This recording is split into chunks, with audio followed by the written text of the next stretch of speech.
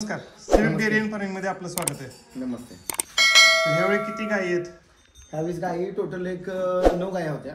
9 मधल्या आता 1-2 गाय बॅलन्स आहेत, बाकी सगळ्या दिलेल्या गाया आहेत. तर ह्यावेळी किती मिनिमम किती दूध होतं, मॅक्सिमम किती दूध? मिनिमम 30 लिटर कमीत कमी. आणि सरासरी आपलं रेट बघायला गेलं ना तर तुम्हाला सांगतो, रेट बघायला गेला तर कसं आहे माहिती आहे का, 1,20,000ची पण गाय आहे, पण गायच्या क्वालिटीवरती रेट असतो. सगळ्यात टॉपची गाय बघायला गेलं तर मग 1,70, 1,75, 1,80ची नाही. आणि आता सगळ्यात महत्वाचा प्रॉब्लेम जे लोकांना येणार आहेत किंवा येत असतील, गरमी. ते म्हणतात ना हाय गरमी. त्याचं आता तर लोकांना आपण इतर विषयी म्हणजे चर्चा न करता किंवा इतर ठिकाणी आपण न बोलता गरमीत आता सध्या आपल्याकडनं गाय घेतली असेल किंवा कोणी एक सोयाचे कोण गोरगरीब घेत. परवाच्या लॉटला आपला जो मोठा लॉट होता नाही, तिथे जवळ गाय दिला, 6 गाय दिल्या. त्यांचा रोज अपडेट घेतोय मी की बाबा कसं काय वातावरण, कसं काय चाललंय, गरमीत डिलिव्हरी झाली तर काय. एवढ्या गरमीत डिलिव्हरी होऊन 4 गायची डिलिव्हरी झाली. जवळ आल्याच गाव होता ना, 4 गायची डिलिव्हरी होऊन प्रेझेंट कंडिशनला त्यांचा 4-5 दिवस असतो. 4-5 4 गायचं सांगतोय. प्रेझेंट कंडिशनला त्या गाय 70 लिटरवर असतील टाइमला. म्हणजे गायचं दूध जाते कुठं, म्हणजे चांगलं दूध आहे. चांगलं दूध आहे, दूध चांगलं आहे, गाय चांगलं देतात. फक्त काय की मी परत वारंवार सांगत असतो की गाय आजार पडून देऊ नका, एवढा विषय. आजार पडून देऊ नका मीन्स खायला वगैरे कमी असेल तर गाय आता समजा नर्वस फील करते, तर नर्वस असेल तर तुम्ही एकदा टेम्परेचर चेक करा गायचं. बाबा टेम्परेचर 102 आहे, 103 आहे, 104 आहे, 105 आहे. मी वारंवार तुम्हाला सांगितलं की 100च्या पुढे टेम्परेचर जर असेल मग किंवा 101 ते 103च्या मध्ये. आता सध्या 100च्या म्हणजे सरासरी 120 कॉमन झालंय की सरासरी. आता काय होतं, बेसिक 100, 101 किंवा 102 टेम्परेचर राहते, पण मे बी 103च्या आसपास जर टेम्परेचर गेलं, 103च्या आसपास टेम्परेचर गेलं तर तुम्ही 2 इकोटास द्या, NPCR द्या किंवा तुम्ही गोळ्या तुम्ही चारा, जेणेकरून काय होईल. कारण काय होतं, गायला थोडंसं टेम्परेचरला असतं, गाय डाऊनफॉल करत असते. मग ती गाय डाऊनफॉल करत जात नाही, परत आपल्याला डॉक्टरचं हेवी मेंटेन्स येत नाही. कारण काय होतं, एकदा टेम्परेचर वाढलं गायकडे आपण लक्ष दिलं ना तर 105 वर जाणार, 107 वर जाणार, मग परत जाणार गोचिड तापाकडे गाय. मग ती काय होतं, आपण जी गाय घेतली ती साध्य होत नाही पुढे माणसाला.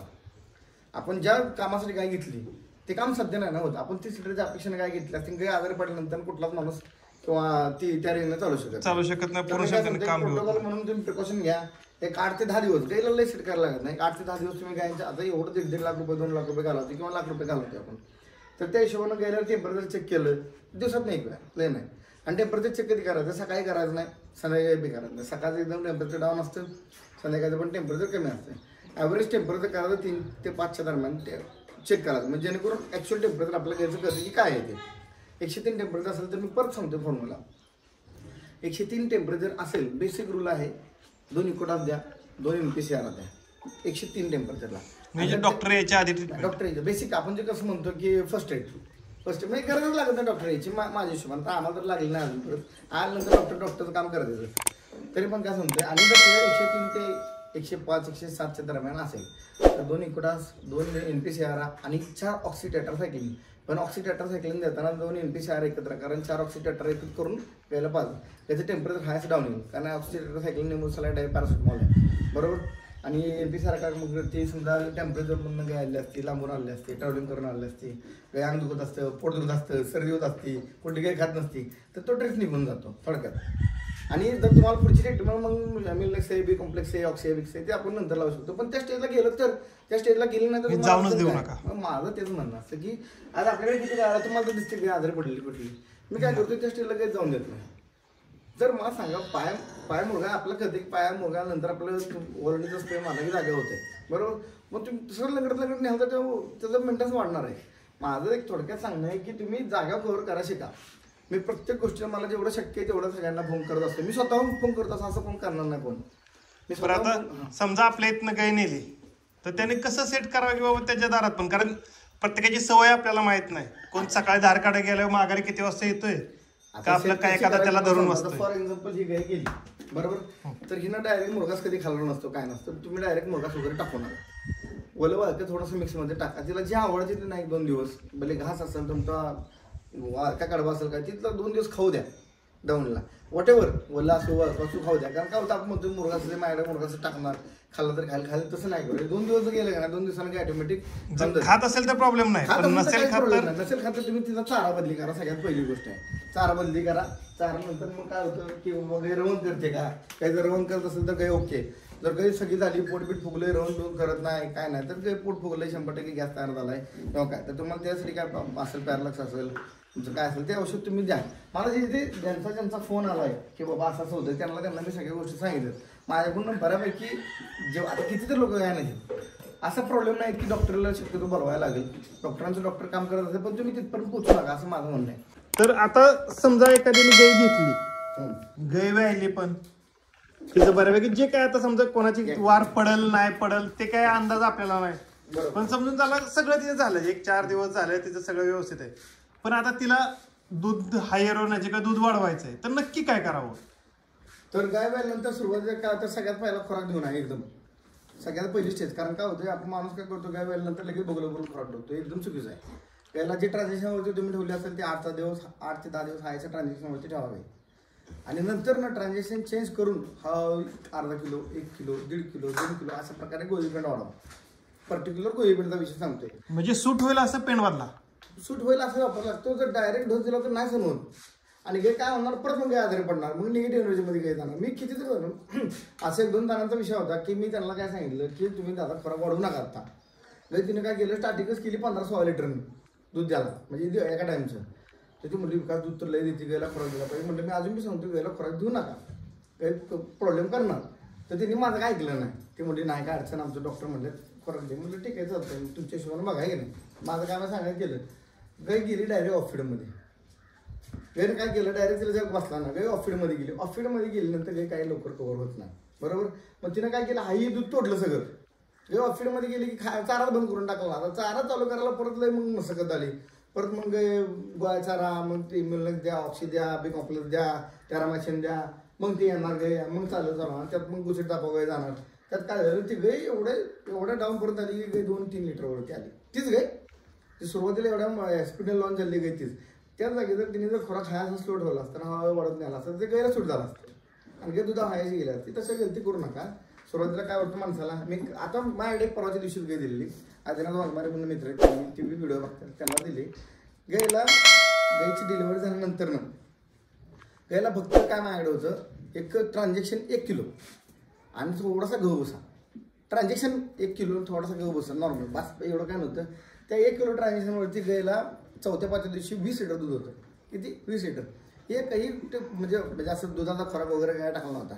पण मी काय त्यांना सांगितलं की 8 ते 10 दिवस हायची कंडिशन ठेवा, जेणेकरून 11-12 दिवसानंतर तुम्ही दूध वाढवायला लागले की ऑटोमॅटिक दूध वाढून जाईल खोराकावर. पण माणसांच्या चुका काय होतात की डायरेक्ट बऱ्याच जण सुधारले जातात, पण असं खोराक लावला नाही पाहिजे शक्यतो. नाही गाय ऑफिडमध्ये जाणार, आणि ऑफिडमध्ये काय गेली की पुढे मेंटेनन्स काढणार, म्हणजे काढणार 100%. आणि परत हायच व्यापाराच्या नावाने वरडावर नाही कोणाला येतो. आपण काय सांगतो की मला सांगा, डायरेक्टच एकदम माणूस पेंड पोहतो का, हळूहळू गती लागते ना, मग ती तुम्ही समजून घ्या. कुठलं बी कार्य करत अगोदर पहिलं स्लो होतं, नंतर फास्ट होतं. तुम्ही काय करता, डायरेक्ट एकदम 3 किलो 4 किलो ह्या चुका मी पण केलेल्या आहेत, आणि या अनुभवातून सांगतोय. असं काय नाही की बाबा हे जो ऐकतो त्याचा ऐकतो, या अनुभवातून सांगतो की तुम्ही असं काही गोष्टी करू नका, गाय ऑटोमॅटिक दूध देतो. सगळ्यात मेन विषय आहे की तुम्ही जी गाय घेतली ती खरोखर क्वालिटीची आहे का, त्याच्यावरती गाय दूध देतो. फसवा बसेच्या गाय, चपाचपीच्या गाय दिसायला चांगला असणारे काही दूध देते असा गैरसमज मोठा आहे. तसं नसतं. आज ही काळ्या गायची गाय आहे, समजा डबडबल्याच्या ब्रांचची, म्हणजे ही गाय कुणाला चांगल्या गायला ऐकत नाही दूध द्या. पांढरा संढरा गाय तो आपलं वाटतं की एवढी चिकणे माझी ह्याच्यापेक्षा मोठे, तसं नसतं. त्याचं कॅरेक्टर बघा, बॉडी शेटलाईन बघा, त्याची उभं राहायची पद्धत बघा, नक्कीचा कलर कुठला आहे बघा, नक्कीचं काळा कलर असलं काही क्रॉसबीडमध्ये असते, त्याची ऑर्डर क्वालिटी बघा कशी आहे. मग या सगळ्या गोष्टी मॅटर करतात. त्याचं तोंड केवढं आहे, ती गाय तुम्ही निवडताना जर चांगली घेतली तर 100% तुमची दूध देणार. फक्त ह्या ज्या चुका आहेत सुरुवातीला मी ज्या सांगितल्यात, अगदी तुमच्या गोयापासून असेल, गाय तुमच्या आजारी पडण्यापर्यंत असेल, आपल्याकडे एवढ्या गाय आहेत त्या कशा आजारी नाहीत पडत. म्हणजे तुमचं लक्ष आहे. आणि कसं आता बरेच लोक तेच सांगतोय तुम्हाला की ऍटलिस्ट तुम्ही अरे एवढा 1.5 लाखाच्या 2 लाखाच्या लाख रुपयाच्या गाय घेताय, तुम्ही गोट्यात एक वेळा राऊंड मारा, टेम्परेचर चेक करा. नसेल तुमच्या डॉक्टर जवळच आहेत, त्यांना डॉक्टरला फोन करून विचारलं तर सांगते ते. पण तुम्ही तेवढी काळजी घेतली पाहिजे. चारा नियोजन व्यवस्थित पाहिजे. आता समजा उन्हाळा आलाय, हो पाणी, आता हे आपलं पाणी आहे हो इथलं इथं पाणी, त्याला 24 तास मुबलक पाणी असावं. आता काय होतं, गेला पाणी नाही, वेळेला पाणी नाही भेटलं, काय नाही भेटलं तरी गाय दूध देणार नाही. तिथे जर सगळ्या गोष्टी असल्यानंतर काहीच अडचण येत नाही ना. आता गाय ही बघा, आपण जो म्हणतो का नाही स्टेटलाईन बघा बॉडीची किती, गायचं दूध ह्याच्यावर ठरलं तर गायची बॉडी स्टेटलाईन किती आहे, गायचा स्कोर कसा आहे, गायच्या आर्डरची फिटिंग कुठे आहे, गाय कासाला कशी लागली. पहिले काय आता लटका झटका ऑर्डर बघून माणसं दुधाला हे करतात. पहिले माणसाची ऑर्डर मोठं तर दूध चांगलं. तर काही ऑर्डर नाही येत बी नाही आपल्याकडे तशी काय. आता मला सांगायचं काय होतं की आज आपल्याकडनं शेतकरी लोक काय घेतात, तर त्यांनी गायचं समजा आता ही गाय 30 लिटरच्या अपेक्षेने दिले, 30 लिटर गाय दूध कधी देते मला सांगा. आता पर्टिक्युलर झाला ह्या दादांना आपण 30 लिटरवाली गाय दिली आहे बरोबर. आता ही गाय 30 लिटर दूध कधी देणार, गाय त्यांच्या घरी जाणार. हाही अशा कंडिशनला जर गाय वेळली व्यवस्थित, त्याची वार पडली, त्याची आधार नाही टेम्परेचर पडलं, सगळं व्यवस्थित झालं तिथलं इथं, आधार नाही पडली पाहिजे, मस्टर्ड नाही झाला पाहिजे, वार नाही बाळगली पाहिजे, या गोष्टी झाल्या ना तर त्यांच्या अपेक्षेपेक्षा जास्त दूध देणार. त्याचं कारण एकच आहे की ही कपॅसिटी तेवढी आहे दूधाची. लक्षात आलं का की ही उगाच 20 लिटरची निघा 30 लिटर म्हणून गेलेली नाही गाय, ही पर्टिक्युलर 30-35 लिटरची गाय आहे, ती तेवढंच म्हणून गेलेली आहे. त्यामुळे दूध कारण की बाहेर काय चाललं की 20 लिटरच्या गायला बी 30 म्हणायचं आणि 25 लिटरच्या बी गायला 35 म्हणायचं. तिची कपॅसिटी पाहिजे ना गायची दूध द्यायची. नाही आता सध्या गरमीचे जो पकडता आताचं 30 म्हणजे थंडीच्या दिवसातलं 4-5 लिटर इन्क्रीज धरू शकता. एक मिनिट मला तर डायरेक्टच कॉल लावतो. एक मिनिट